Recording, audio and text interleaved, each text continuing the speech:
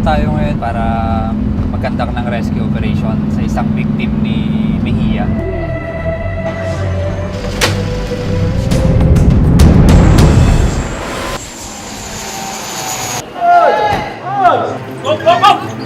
Si Teddy J. Mejia ang tinaguriang most wanted sex trafficker ngayon sa Pilipinas. Mastermind siya di umano sa pang-aabuso ng mahigit 100 mga batang Pilipina online habang siya ay nasa Middle East. Atas muna. Makikita niyo po sa aking kaliwa ang puwersa ng Philippine National Police na nakabantay dito po sa VIP area ng Terminal 3. Isa sa pinakamalaki, itong kasong ito. At isa sa pinaka-nakakatakot. Mabubulok sa kulungan tong taong to, sinisigurado namin yun. Is na po. Sa kanyang pagka-aresto, hindi nagtimpi ang suspect at isiniwalat ang lahat tungkol sa kanyang krimen. Tumatakbo ngayon, Teddy, 111 yung binabanggit na biktima mo, Teddy. Pero nauunawa mo ba kung gaano kalaki itong... May mga hindi pa sila na-trace, sir. Ang ilan sa kanyang mga biktima, buong tapang na ibinahagi sa resibo ang naranasan nilang panlilinlang at pang-aabuso online. Nagsasend niya po ako ng pictures ko po na nakahubad. Sabi po niya na hindi niya daw po kakalat yun.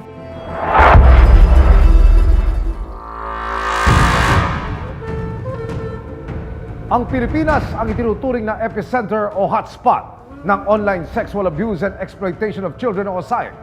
4 na buwang tinutukan ng resibo ang pagmanman hanggang sa madakip ng PNP WCPC ang isang Pinoy na nakabase sa UAE. Ayon sa PNP, nakalika siya ng malawak na cyberweb ng karumal-dumal na krimen, ang pagbebenta ng malalaswang larawan at video ng mga kabataang kanyang nabiktima. Narito ang 111 litrato at ito ang aming resibo.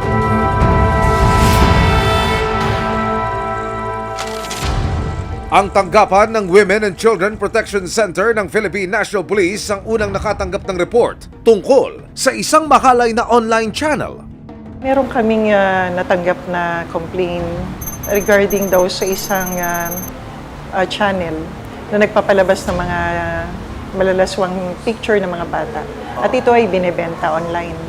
Hindi lang dito sa Philippines, kundi sa ibang bansa din. Nang mapasok ng mga otoridad ang sinasabing online channel, dito na tumambad sa kanila ang daan-daang maseselang larawan at video ng mga menor de edad na Filipina at ang pinakabata, 9 na taong gulang.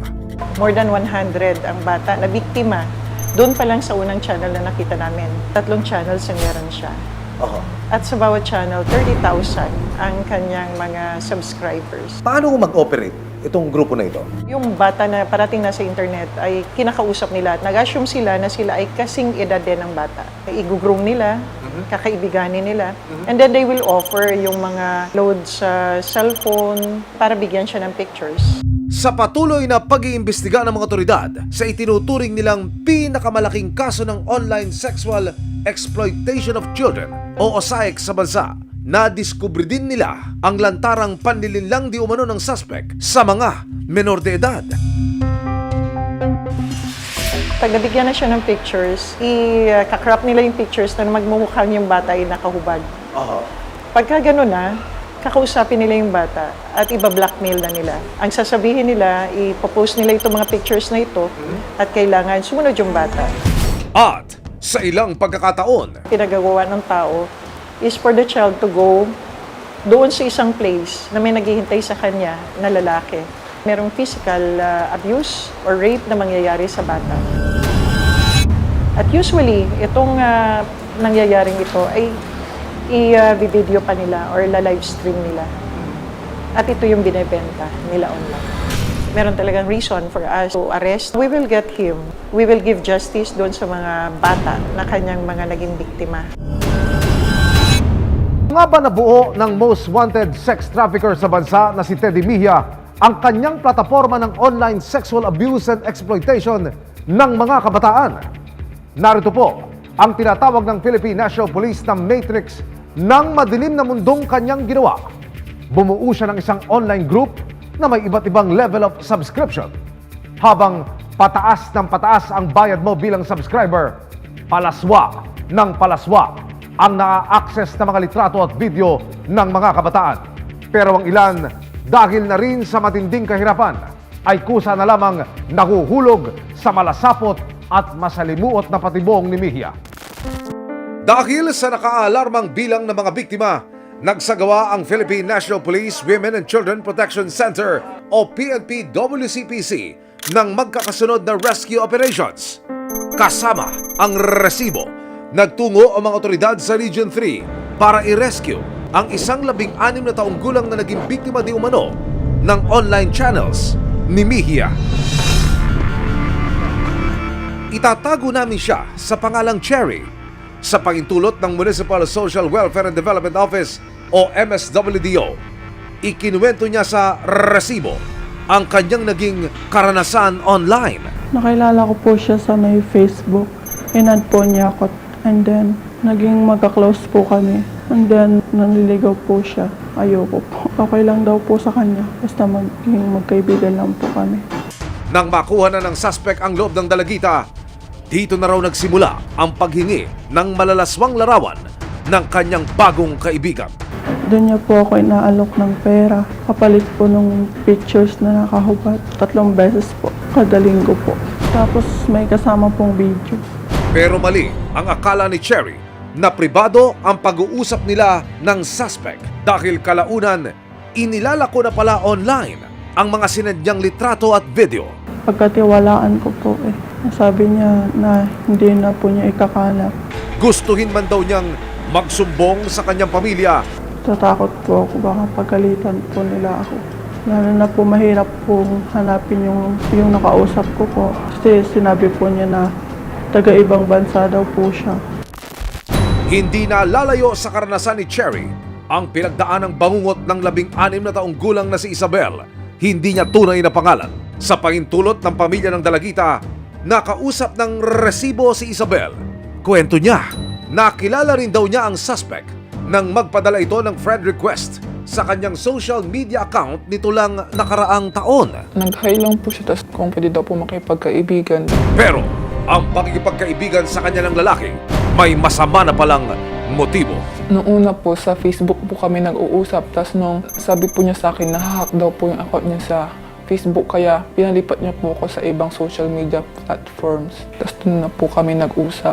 Yung nagtanong po siya na kung gusto ko po daw ng pera, tapos yun, nag-offer na po. Dito na nagsimula ang suspect sa paghingi ng maseselang larawan at video kay Isabel. Yung katawan po, yun po yung in-offer niya po sa akin. May mga presyo po, like sa picture, yung sa pang itaas, tapos may mga presyo din po na matataas, nasa full body, ganun po. At sa ilang pagkakataon na hindi raw nakasusunod agad si Isabel sa pinag-uutos sa kanya ng suspect.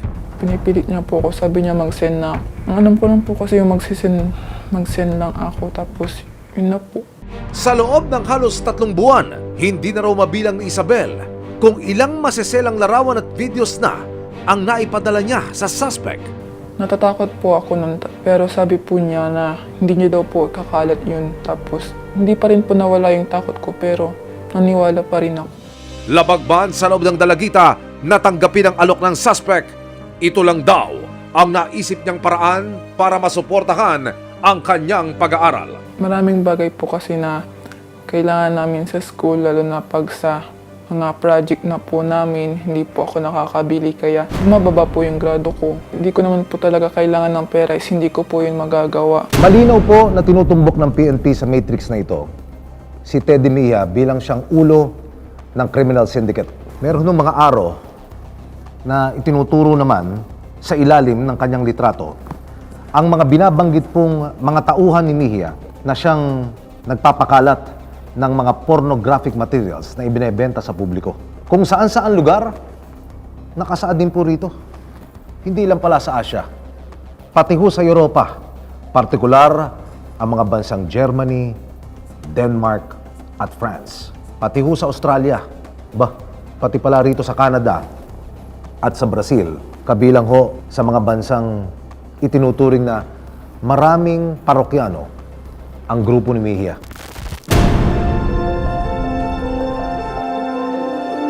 Sino nga ba ang 33 taong gulang na si Teddy J. Mejia?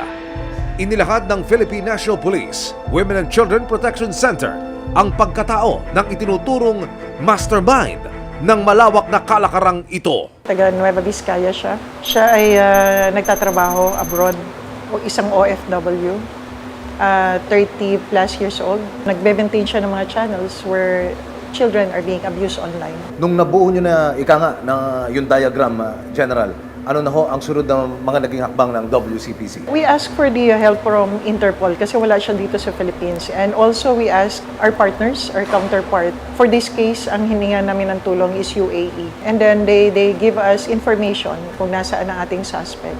We applied for a red notice sa Interpol so that we can get yung ating suspect doon sa place. Meron siyang 4 na warrants of arrest dito sa Philippines. Pero hindi natatapos kay Teddy Mejia ang pagpapanagot ng mga otoridad. Ang sisti pa ni Teddy, mayroon daw siyang mga galamay na nagmamando at gumagalaw rin dito sa Pilipinas. Marami siya ditong, ito yung mga nakikita natin na if in case yung bata ay mag-groom na niya at kailangan niya yung mga live stream video. Ito yung mga tao na kakilala na niya o nagbebenta sa kanya o bumibili rin sa kanya. Kapalit ay yung mga live stream. So, yung mga bata na hindi na nag-cooperate, ito yung mga most likely na pwedeng mabiktima o ma-rape in the process at nala-live stream yung kanilang mga video. Paano nyo natuntun itong mga ikinukonsidera ninyong galamay o kasabwat nitong suspect dito po sa Pilipinas? Usually, disclosure ng abuse ang nakukuha namin. At pinakamatibay na nakukuha namin information ay doon mismo sa biktimang bata. Ayon sa nabuong matrix ng PNP WCPC, Luzon at Visayas ang natukoy nilang lokasyon ng mahigit 100 biktima. Kabilang narito ang Nueva Vizcaya, Baguio, Quirino, Quezon Province, Pampanga at Aklan. Pero nangangamba raw sila na marami silang hindi pa natutuntun. Isa sa pinaka nakakatakot at pinaka nakakapangamba dahil ang biktima rito ay hindi isa lang na bata. Napakaraming bata at maaring marami pa na hindi namin nakikita. We are intensifying our operations, rescue man yan or arrest. We are also strengthening yung aming capability dito sa information technology. Tawagin na nating Mejia Criminal Web itong nabangga nyo na ito, General. Magkano pinag-uusapan hong kinita ho nito sa inyong pag-iimbestiga po? Napakalaki ng tinitingnan namin. Meron tayong more than 111 victims na mayroong 1,000 sa isang biktima lang. Siguro milyon ang kinikita ng taong ito or ng suspect na ito. July 1, 2024, nahuli ng PNP WCPC ang isa sa mga sinasabing suki ng mga online channel ni Mejia. Nakaharap siya sa mga kasong rape at paglabag sa anti-online sexual abuse or exploitation of children, anti-trafficking of person. Itatago namin siya sa pangalang Aldrin. Natuntun ko na pwede pala mag-search ng mga ganong klaseng, sabihin na natin, content. Nag-umpisa yan na sumali ako sa isang group chat or channel na tinatawag ay Fresh. Tapos lahat naglalapagan doon. Hanggang sa naglapag na din siya ng kanyang advertisements na kung saan andun yung mga sample contents niya. Sa parehong messaging app, isang tinatawag na Hayabusa ang kanyang nakilala. Lahat kami doon avatar lang. So wala kaming pakialam sa real identities namin. Basta transaction lang, tapos na. Habol ko lang, ano yung bago mo? Sige, bibili ako. Umabot si Aldrin sa puntong nakipag-meet up na raw siya sa mga model ni Hayabusa. Kailangan ko kausapin si Hayabusa na, gusto ko kunin si ganyan. Tapos papayag siya, tapos magbibigay ng down payment na 1,000 pesos. Tapos kami na bahala mag-usap. Ang presyo raw sa pagbubuk sa mga dalagita naglalaro sa 3 hanggang 5,000 piso. Tipong kung sino yung napanood ko siya nga. At walang pinagkaiba sa mukha, sa katawan. Din, sa edad din. 15, 16, 17. Ayon sa investigasyon ng mga pulis, ang Hayabusang kinekwento ni Aldrin walang iba kundi si Teddy Mejia. Mayo nitong taon, sa bisa ng Red Notice mula sa Interpol, nahuli na ng Dubai Police si Mejia. Yung nabigyan kami ng red notice ng Interpol, NCB of that place, the UAE, give us yung cooperation. And then they arrested the person.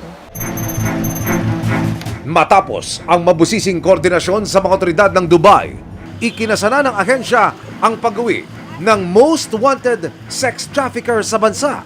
Alas 3 ng hapon, ang binabanggit sa ating oras ng lapag ng PNP contingent na sumundo mula po dyan sa United Arab Emirates. Dito ho sa primary accused na si Teddy Mejia.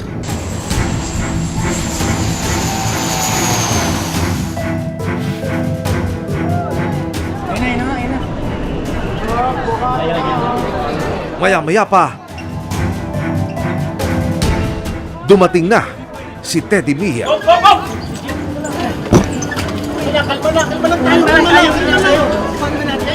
Kami po sa WCPC as mandated, inuwi po namin ang isa sa pinakamalaking violator po ng OSCE. Nandito na po siya sa bansa natin at dito po natin ibibigay ang justice sa 111 na victims.